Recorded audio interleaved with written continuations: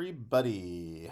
Welcome to week 3 of PS 101 Physiology of Learning. Again, as usual, I do my practice run for the class the day before. I'm doing this one a little early. Had a 3-day weekend, and it is raining cats and dogs out there, so figured I might as well do this a tad early, just so I'm not doing it the day before. Nothing too crazy to talk about to start off this. I'm just going to go right into the slides for the most part. Just reminders in regards to getting your homework in and starting to work on your final project. Should start doing that. At the end of class, there will be a session for where you have a chance to ask me questions and such, so on and so forth. But let's get going here. So let's talk about session 3, our hello, and our check-in for the opening assignments. I wonder why this was working before. Take a quick look here. Video is unavailable. Well, that's going to need to be changed at some point. I'm sure it was just a little timer thing. As always, I do this is a dry run, and they asked me not to do too much change to these slides, so I won't be doing anything weird with that video, but I'm sure it was a 10-minute timer video.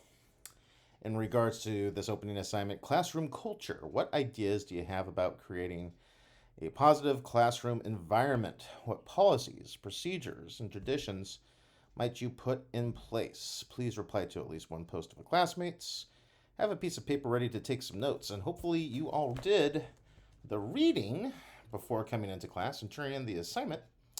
You were supposed to read chapters 6 and 7, how emotions impact learning and the physical movement and the brain. And they had some ideas and strategies directly linked in those readings in regards to positive classroom strategies and how to create good learning environments. And a lot of it had to deal with movement in the classroom, getting kids up doing PE before doing math and language arts activities, stretch breaks, things like that. And then there was also a lot of discussion in regards to giving students a chance to be greeted positively. And there's a really interesting vignette at the very start of chapter 6 where a teacher kind of rips into a student right off the bat when a student sighs about getting homework. Please don't do that to your students. I was reading that, I was just like, whoo, that teacher's getting angry about the wrong things there. So definitely not a positive classroom environment when someone does that. But yeah, that's what you should have been doing, what we should have been reading. Let's see here. Asynchronous makeup note-taking guide. Let's see what this is real quick. I don't have that. Okay, don't worry about that then. Interesting. One slide, got 2 problems with it right off the bat. Hopefully that is going to be not the case with this slideshow. There's our norms for tonight. Usual stuff. Remember, norms are a brain-based strategy, henceforth why we always use it. For your own students, you might want to go through norms once a week, maybe even once a day, depending on what type of classroom you have. Depends on your thoughts on it. Agenda. Questions. Check in. How are you feeling today? Everybody doing okay? How do emotions impact learning? How movement impacts learning, motivation that works, CFC final project, closing, and homework. Sounds like this might be a quicker slideshow today. We'll see how things go. Objectives for the slides today. Candidates will design a positive classroom environment by explaining the role of emotion in learning, practice implementing movement in the classroom by demonstrating different strategies, and reflect on techniques to improve learner motivation by comparing different short and long-term motivational strategies. So how are you feeling today? Which face that best describes your mood? Kind of similar to the snowman that we had. Is there anything you want me to know before we start? So 1, 2, 3, 4. So we got super happy, somewhat not kind of happy, somewhat sad, and very sad. Very simplified version. Is there anything you want me to know before we start? Okay, interesting. Calm, breathe bubble. So we're going to do a little breathe in and breathe out. So you breathe in here and then you breathe out. Got it.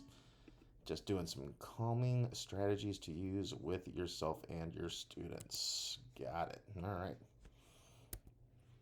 Breathe bubbles. Breathing is obviously a very important strategy to use with yourself and your students. Chat blast. What are all the benefits of movement, exercise that are important to learning? So that right there goes hand in hand with what was discussed in chapter 7. Obviously, movement and exercise, if you are in a healthy mind and body, well, your healthy body will help the state of your mind. And unfortunately, not all of us have the time to do the workout we need to do in order to stay healthy. I don't know if you guys can hear it, but my baby currently is crying in the background. Having a family makes it very difficult to exercise sometimes. You got to figure out the places to exercise when you can. Work, school, there's lots of things going on. How do you find time in order to help yourself exercise and get ready for your own days and your own lives? It's a multiple mode kind of thinking here. And what we would do is, I would say in the chat, what are the benefits of the things you're trying to do in order to get your 10,000 steps a day, or maybe your 30 minutes on your elliptical or your Peloton, or taking your time to go to the gym or whatnot? What is the help with that? Let's take a stretch break. Sure, they have a 10-minute stretching routine here. Standing stretch. In these 10 minutes, we will stretch the whole body, head to toe. Let's begin standing with feet around hip distance apart. Stand up nice and tall. Well, I don't know if I'm going to do all 10 minutes of this, but maybe like 5 minutes of it or so would be nice. We'll see what happens with that. Welcome. How do you think the child in the picture feels? How does this image make you feel? It's an interesting one. Students are able to pick up on our emotions and nonverbal cues, and this will impact their behavior. Yep. If you're in a negative mood, your students will probably be in a negative mood because you do dictate the tempo and the tenor of your class. So if we got a unhappy kid here, guess what? You got probably a sad kid on the inside. And sad doesn't always look like sad as in crying or whatnot. Sad can look mad and angry, like what we see there. Emotions, 90% of wakefulness. Interesting. So in the book, they did discuss how there are 7 basic emotions. So joy, fear, surprise, contempt, disgust, anger, sadness. 1, 2, 3, 4, 5, 6, 7. Yep, those are the 7. And they showed it like in pianos on keys on a piano. There were 7 different basic emotions. And in between, students are not hardwired, quote unquote, not even students, just humans in general, are not hardwired to have these 7 basic emotions. And we need to teach other emotions as we go. So learning these emotions can include gratitude, compassion, empathy, excitement, kindness, anxiety, frustration. And in the book, they suggested talking and having a emotion of the month or something, where you're teaching students how to give these type of emotions and talk about these things and to discuss things, which is great. I kind of agree with that. I fully agree with it as someone who teaches an EBD. Using these kind of strategies to help teach students emotions and to work with them on that might be a good thing for them to do, especially if in their home they're not getting that type of learning. If you're talking about students who come from broken homes where maybe a parent's in jail, or maybe there's just a one-parent household, or maybe there's both parents are working 2 jobs or things like that in order to make things meet, they're not getting the time to learn from their parents how all these different emotions because there's just so much stuff going on in the day. So using your time in your classroom to help teach these type of emotions can be very, very important to do. Okay, so things to keep in mind for yourself. The overlap of emotions and cognitions. So if your emotions are regulated, if you're in a good space, so on and so forth, you will have the ability to have high reasoning and rational thinking. Most of our cognitive processing is formed by influence of emotions. If your emotions are out of sync, out of whack, and you're doing a lot of negative and sad kind of stuff with your emotions, the chances of you learning are greatly impacted, as discussed in the book. We can influence our reality. There was a lot of talk about the amygdala in the book. The amygdala is basically the spot where you sense something might not be right. Okay, it's very close to that lizard brain right here. It's the very next spot after the lizard brain, very top of our lizard brain, talking about fight, fear response stuff. And the amygdala is the one that kind of heightens us up and goes, oh, something's not right. So, while our emotions are designed to sway our thinking and decision making, our thoughts can either excite or calm our emotions. Let's take a look at the brain and amygdala hand model. The more you understand how your brain works and how thoughts and emotions interact, the more control you can have over your thoughts and emotions. It's your brain. It's time for you to start controlling your own thoughts and emotions. So let's talk about how thoughts and feelings interact. We're going to break it down using a visual, the hand model. We're going to use our hand for this. Your thumb, folding it in, is the middle of your brain, your amygdala. Your fingertips, folding it around, is your prefrontal cortex, the front of your brain. We'll come back to this in a second. Our amygdala is really important in serious situations. For example, if you see a fire, it alerts you into action. It cuts off access to your prefrontal cortex where you think and reason, which is great. You don't need to calculate just how long it will take for the house to burn down. You just need to move. Back to your hand. Your amygdala in the center, with the fingers curled around, flips the prefrontal cortex lid. Flip the lid. Try it with me. Put your thumb in the middle, fold your fingertips, and force your fingertips over with your thumb, the amygdala. This could save your life in the fire situation. So we need our amygdala, but here's the problem. Your amygdala makes mountains out of molehills. So when there isn't a fire, and just say a pop quiz, your amygdala may react the same and flip your lid when there's no need to. When your lid is flipped, that's when your thoughts and emotions become muddled. When this happens, it means your thoughts are driven by your amygdala, and they are often distorted. This can fuel your worry or anxiety. So your lid is still flipped, and you need your prefrontal cortex to perform well on that pop quiz. So you have to find a way to get that prefrontal cortex to come down so you can think and reason. So we've talked about that before. We've seen that hand model in action in the first week. Just a reminder of exactly of how it looks. The idea of flipping your lid and how your amygdala is in charge of that fight, fear, and flight response. And when your lid is flipped, quote unquote, there goes your prefrontal cortex right here going to the back, and the amygdala takes control of things to say, hey, we got to get moving.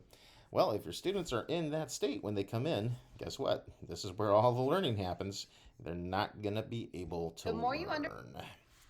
Emotions and learning. Emotions can impede learning. Students' brains will prioritize emotional processes over academic content.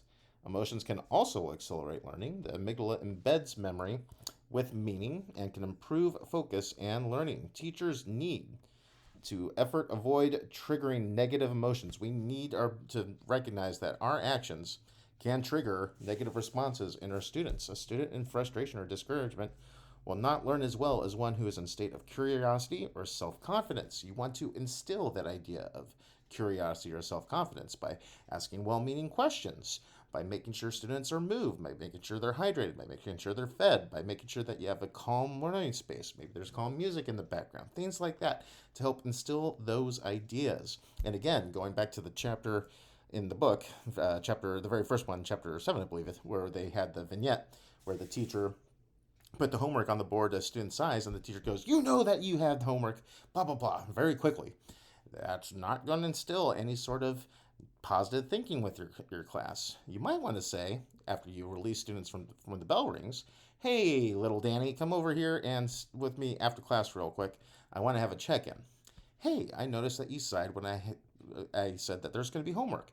What's going on? Do you want to talk to me about anything? Making sure you are offering yourself up to the students and offering your free time to them during walking periods or break times and saying that you're worried about them will make them feel that much more at ease with you, doing things like that. Emotions are temporary and change quickly. A state is a mind-body response that has been learned. It may involve a brief change in posture, breathing, chemical balance that can then change the frame of mind. And that's one of the things. We wear our emotions on our sleeves. You can tell very quickly if somebody's angry Or if somebody's happy, look at the angry guy here. They're closed up, their arms are across their chest. They don't seem to want to do anything. Whereas this person's got a much more open response. Hands are open, smiling, looking ready to learn.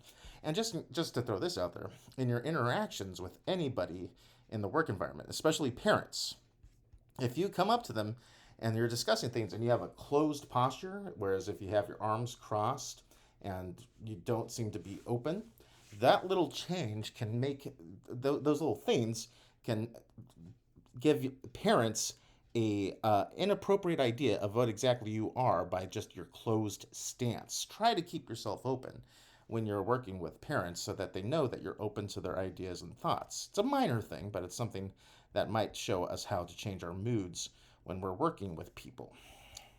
Going on.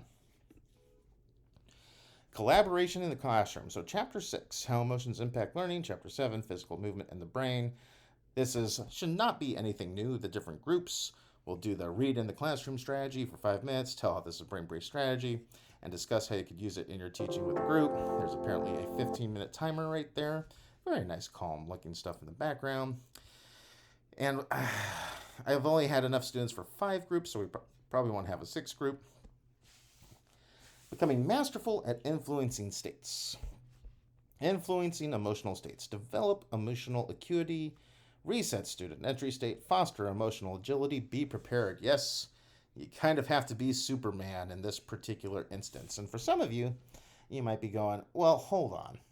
Isn't it my job just to teach these students? If you're in a high school setting specifically, you might go, hey, these kids have grown up. They're young adults in a way. They're all ages of 14 through 18. Do I really need to develop their emotional acuity? Shouldn't they be focused on doing things so that they can get ready for college and so on and so forth? Well, kinda, but you also have to understand that, maybe some of these students are a little further back in their emotional development than other students. Again, we're really seeing that with what the actions of COVID have on our student body population. Students' emotional states right now are very fragile, and just all the different other things that we can talk about that we've discussed already do mean that we have to be aware of what our students' emotional and entry states are coming into our classroom, and we have to be prepared to talk about those kind of things with them. I mean, teachers wear so many different hats nowadays, and being a personal psychologist can definitely be one of the hats you wear. So these are the things we have to be aware that we're trying to foster emotional agility with our classrooms and be prepared. Emotions trigger chemical changes that affect our moods, behaviors, and lives. If students are coming into your classroom hot and bothered, they are going to let you know about it. Students' brains will naturally prioritize emotional processes over academic content. They're going to be worried about if they have a grandmother who's currently dying in a hospital before they listen to you talk about what happened during the Revolutionary War. If they have a parent who got into a fight with another parent and decided to leave the house the night before, they're going to be worried about that kind of stuff. These are the things they're most likely going to be focusing on when they come into your classroom, and it's hard for them to be able to handle what you're trying to teach them at that time. The lack of attention is actually diversion of attention to something more relevant, and what's more relevant to them is what's happening to them in their everyday lives. And involving the amygdala by embedding memory with meaning. Learning states involve focused learning and achievement. Emotions provide the energy. The motivation is to learn. I don't know what that particular note is there about that. I don't know if I'll include that one in here, but I agree with a lot of their other stuff that's being stated here. You really got to understand what we're doing here as teachers and how we're trying to help their emotional states in order to be ready to learn. Time for a break. Obviously, I'm not doing a break right now because I'm doing this particular slideshow. Influencing states, the 5 go-tos. So sit up tall, listen, ask questions, nod your head, track the speaker. For more success, Wicker. Interesting. What is this? Oh, that's not what I wanted to do. Again, remember, this is me doing the dress rehearsal, if you will. I'm just seeing what they want us to do. Setting goals, slant. So this is slant.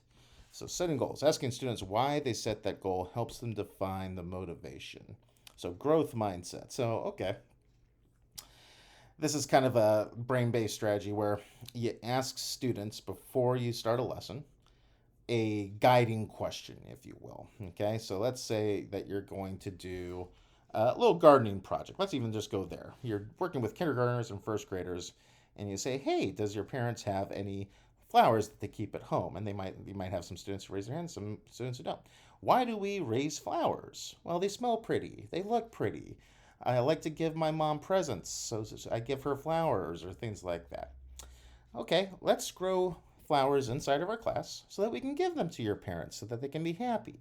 So they have a set goal as to what they're doing, and we're going to talk about how we're going to do that. Slant helps to change the state to one of attention and focus. So your students go, oh, okay, we're going to be learning about how to grow flowers. We're going to sit up tall. We're going to listen to the teacher. We're going to ask questions. As she says, oh, we're going to drop these seeds into this little pot with this nice soil, and there's water, and we're going to put it up on the sill where there's all this great sunlight, and maybe I'll put a little fertilizer on there. And you look at students and you nod your head as you're talking and checking them in, the whole head nod thing, where you try to get that illicit response from your students to get active and nod along as they're working. And then track the speaker. Okay, so you kind of want to have students like track who's talking. So that's actually kind of there's a really good teaching channel bit on that about speaker tracking, where they talk about how they practice having students inside the classroom track who's talking to who. So the teacher might be speaking at one point, and then they say a raise of hands. Who wants to speak next about this topic? People raise their hands. She'll call Sally, who's in the background, and go, okay, everybody follow me. I want you to track who I'm going to. I'm going to Sally in the back. Everybody follow there. Go. And everybody turns their head immediately to Sally so that she can talk.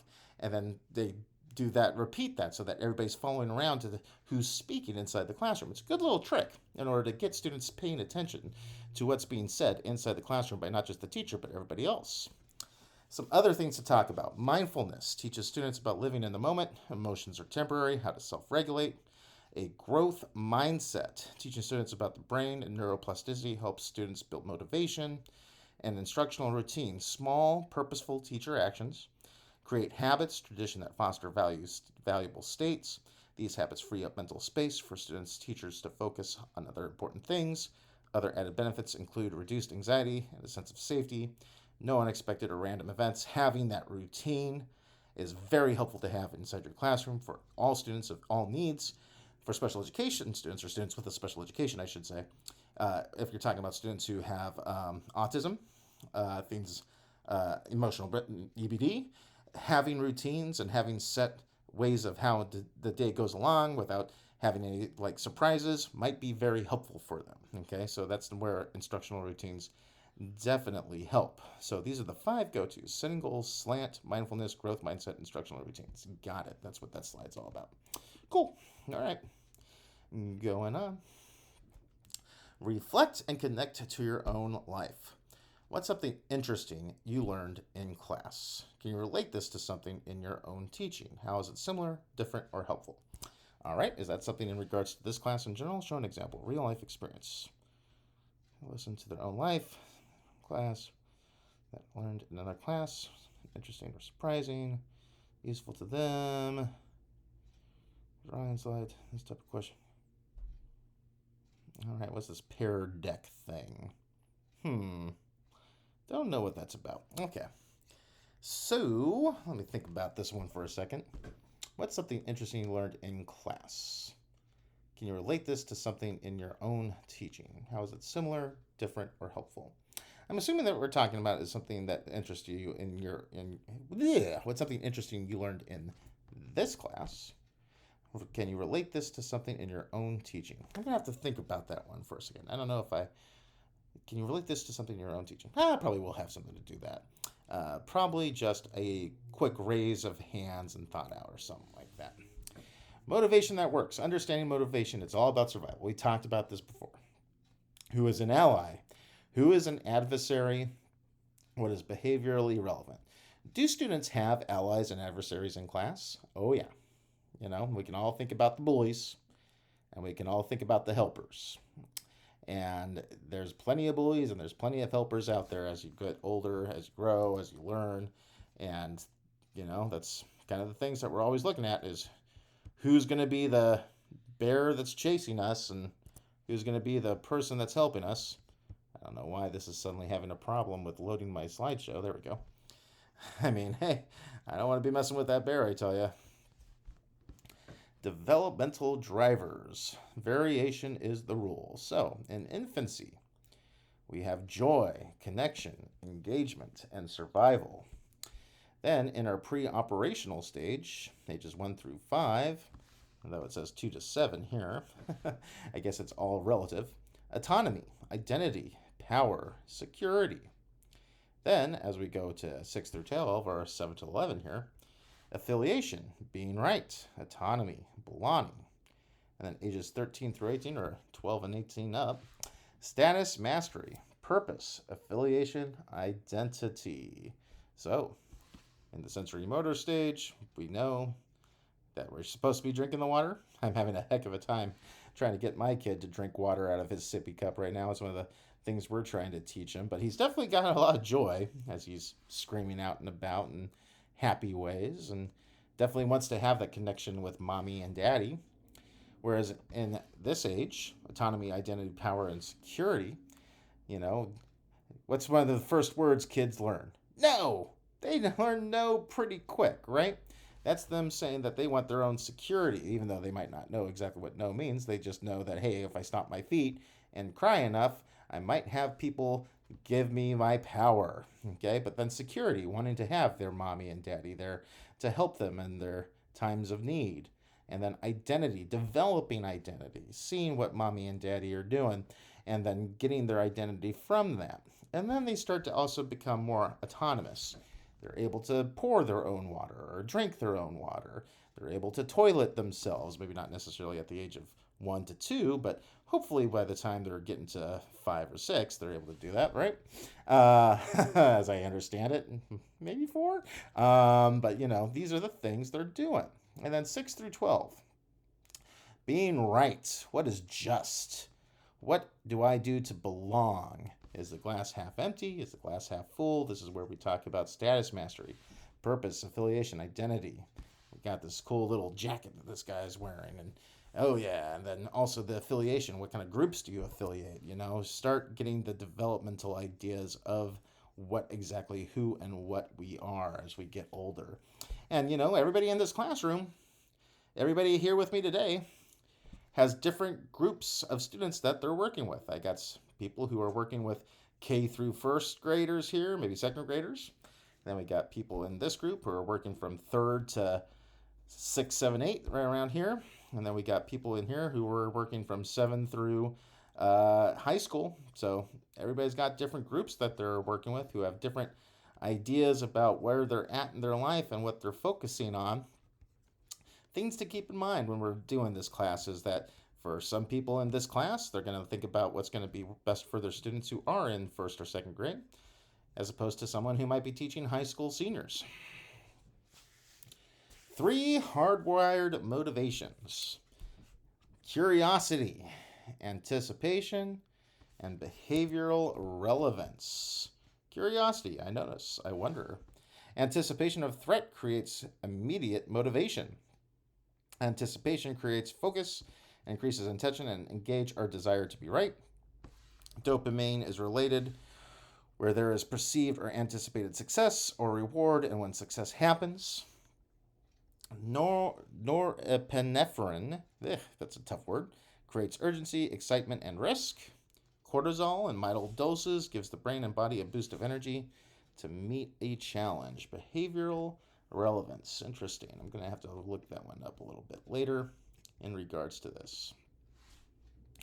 Understanding demotivation. Okay. Adverse environmental demotivators, triggers, physical demotivators, instructional demotivators, social demotivators. 3 temporary demotivators. So let's take a quick look here. What works for me? Art versus science or group versus individual. Teachers need to pay attention to the cues that students give them, ask for feedback, and listen to modified instruction as needed to maximize student motivation when the novelty wears off. Lacking social connections, feeling of safety, poor relations, clues, rolling eyes, being hesitant to start a task, no dialogue in group work, or taking role quietness in the classroom. Okay. So, We talk about motivation a lot, right? But things can demotivate as well. So, physical demotivators. What are some kind of physical demotivators we can think of inside a classroom? Well, who wants to sit at a desk for an hour and a half period of time before the bell rings? I'm thinking of high school for myself. I teach high school.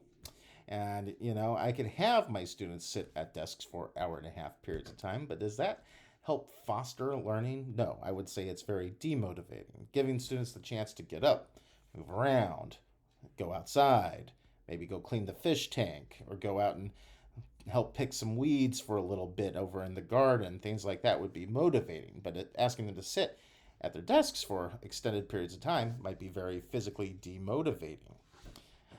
Instructional demotivators. If you do a lot of pencil and paper tasks and say, listen to me speak, and then write this down, that might be demotivating. Whereas if you have the chance for group work or, say, dramatic play or artistic elements inside your lessons, that might be much more motivating. And then we can talk about social demotivators. Who wants to hang around someone who's negative all the time? Who wants to go to an area where they don't feel welcome? Those can be very demotivating. If you have a classroom of students where there's certain students inside the classroom who are just constantly negative towards all the other students, that might be demotivating for the students to want to hang out with those students, and vice versa. These are just different ideas in regards to this and understanding what might demotivate students in your classroom. And there's temporary stuff, obviously, fatigue, distractions, hopelessness, though I would argue that hopelessness can eventually lead to depression, which eventually becomes much more longer than temporary demotivation. And then there's chronic demotivation. Drugs can definitely cause someone to be in a constant state of demotivation. Abuse, learned helplessness. Learned helplessness is one of the top ones I can think of. Is I don't get it, and then trying to come over and help them and they go, I don't want your help, right? It's very easy to say, I don't get it, and then you try to help them and they say, I don't want your help. Because then, guess what? They're just always going to be constantly in that state. And sometimes people do like to be in the state they're in, even if it might not be a helpful state. It's, what's the word I'm looking for? Kind of like a Stockholm syndrome, if you will, in regards to learning that this is how you see things and wanting to always be in that and not accepting the help that people want to give you. It's a difficult thing. It's a difficult thing, the human brain, and trying to get out of these chronic demotivational spots. I've had students who would do nothing but sleep under their desk for hours at a time, which, if you're talking about temporary demotivators, fatigue, well, if the student goes home and the parent lets them play on a video game system ever since when they get home, all the way to 3, 4, 5 o'clock at night, and they come to school, well, guess what? They fall asleep underneath their desk. And they repeat a vicious cycle of being tired, coming to school, falling asleep, being helpless about what they can or can't do. It happens more often than not, and you can have talks with the parents, and sometimes the parents are, oh, yeah, got it, and then turn around and the parents are in their own form of learned helplessness, because they go, if I take away the video game system, my son goes to bed and sleeps all day, then refuses to come to school. It can happen. These happen very regularly, especially for me in my classroom, where I have students who have emotional behavioral challenges. And that's where you start talking about counseling services and having counseling service at school, and then seeking outside counseling services. And are parents willing to seek those outside counseling services if they have their own jobs and their own lives to run about? It starts to get really vicious when we talk about the demotivation cycle that can happen inside your households. Motivational strategies. Short-term motivational strategies can include overt state changes and covert nudges. Hey, we're going to do something to get you motivated. So long-term motivational, what do I need to do next? Oh, no speaker notes for this particular one. Well, let's talk about some short-term motivational strategies. Hey, we're going to have a pizza party in the class this week if all the students turn in their homework over the course of a week. Or maybe you have a marble jar, and every time you catch someone doing something good, you put a marble in the marble jar and say, hey, if everybody gets all the marbles in the marble jar, we're going to have a pizza party. The old school pizza party. Maybe you'll get a taco bar if you get really well, and we'll do build your own tacos, right? I'm a big fan of food. I love food motivation. And it's usually one of the easiest ones for short-term motivational strategies, but you can also have students go outside. I myself taking students out on walks and taking them to Starbucks, where I might get them like a small drink, and we'll go have math over there if everybody's doing really well. So things like that. Covert nudges. What would you do for short-term motivational strategies for covert nudges? Maybe you take little sticky notes, put it on a student's desk who you see, and you write them a little note and say, hey, how are you doing? And then put the pencil back. I've done that with students before, where if you see that they're not doing well, you do little writing strategies like that with them. I've even done it on computers, where students might be doing some sort of online assignment, and I'm looking around and I'm doing Math IXL with them. And if you've ever worked with Math IXL, it has a little spot on there where it says you can send student messages. So I've sent them messages saying, hey, I see you're missing this right here. Do you need help with that? And then the student can send you messages back saying, no, I'm okay. Or yes, I would like some help with this, and blah, blah, blah. And then you can give those covert under the table nudges to them without making it known to the rest of the class that you're doing that. That might help for some students. But then we got the long-term motivational strategies, and that's where things really kind of get a little difficult. Because let's go back to that kid who I was talking about who's falling asleep underneath his desk all day and going over to play video games at home. What kind of things can you do in order to get long-term motivational strategies? That's where you really have to start talking about having conversations with the parents about what they're doing at home. And it's a difficult conversation to have because you have to be as positive with them as you possibly can in regards to what you want to see happen for their children. You can't look at them and say, oh, you bad parents, letting them play video games on all night till 2, 3, 4 o'clock in the morning. You might have to have meetings where you have like maybe a school nurse or something like that. If I am thinking IEP meetings myself here, talk about what kind of strategies that you can do at home. When we talk about long-term motivational strategies, boy, what else? In outside of the scope of an IEP. Again, I'm a special education teacher, so that's typically what I think about. But when you think about long-term motivational strategies, grades, are grades a big thing for a long-term motivational strategy? A, B, C, D, F, the usual stuff that we have with our high schools. How about you need to have good grades in order to be able to participate in sports? Well, if you have a student who is interested in sports, that's great. If you don't, not so much. Having discussions with your students about high school, what happens after high school, what kind of jobs they want, what kind of colleges do they want to go. I'm thinking kind of like in the broader long-term context here. Having talks with them about what you want to see happen for them and what they should want to see happen for themselves can be motivational. There's a lot to be said about this in regards to motivation and trying to get your students up and moving. And it's difficult. Rome wasn't built in a day. You try different strategies as you go on. You keep going on, and hopefully some of these stick with some of your kids. Jamboard Jigsaw. Go to this Jamboard, Motivation Jamboard. Find your slide. You have 5 minutes to read about your topic, and you have 10 minutes to prepare your group slide and create a short presentation. Let's take a look at this Jamboard here real quick and see what kind of motivational strategies we're going to be looking at here.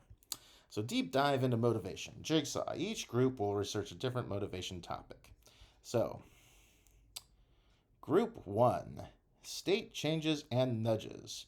People need to be reminded more often than they need to be instructed. And it looks like, okay, we do have pages for this, so we should look at that. 137 through 138. Maybe if I looked into the book a little bit more, Before this was for chapter 8. Okay, gotcha. So, state changes overt any action that shifts physical or emotional or psychological state. Stretching 1 minute dance, quick party, gotcha. So I'm going to need to clean this one up a bit because it looks like people already put stuff in there.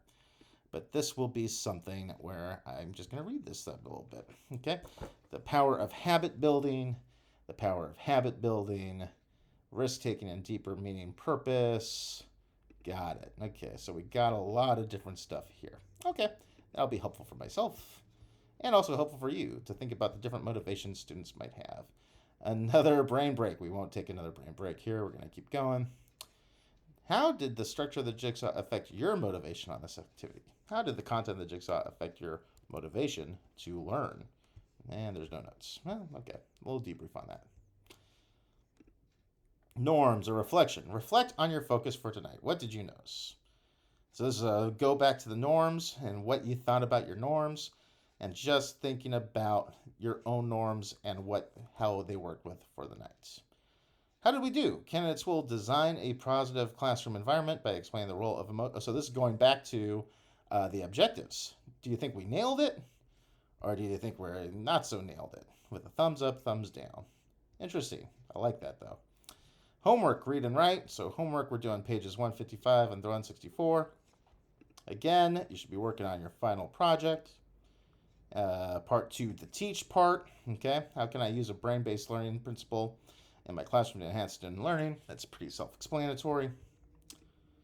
And gratitude makes a better attitude. Live synchronous exit ticket canvas. Give a thank you to someone in your class. I like that exit ticket. Thank you to Josie for asking me how I was doing. Aw, very sweet. Okay. Quick and easy. That's not going to be too long of a class. I think I'm going to be able to have that be done pretty quickly. Thank you for joining me for this particular slideshow, and I thank you all so much.